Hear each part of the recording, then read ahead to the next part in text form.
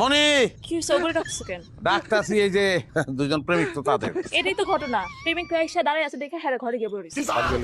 দেখে আনো পয়সা লাগে যাবে আজকে। তাইলে তোমার নাম হলো শফিক? না মহসিন মহসিন। আচ্ছা, তাহলে তোমার প্রেম কত বছর চলছিল? জি মনির সাথে আমার 4 বছরের সম্পর্ক ছিল। তোমার লোকে 4 বছর, বাকিদের লোকে কত বছর? হ্যাঁ, আমার বউ কি এত যাক, তুমি ওরে চিনো? তোমরা দুইজন দুইজনের কি ভালোবাসো? সত্য তো কইয়া দাও, আমরা জানি তোমরা এখন আমাকে ভালোবাসো। তোমার কথা বলার দরকার নাই, তুমি চুপ থাকো। আমি অগো কাছ থেকে শুনতে চাই।